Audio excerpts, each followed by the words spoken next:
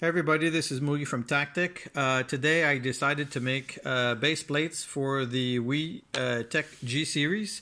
So if ever you either lose your base plate or break it, now we actually have replacement parts for it. Also, if you ever are interested in having other parts designed, well, please let me know, okay? And I'll see what I can do for you in making other parts. Thanks, Moogie out.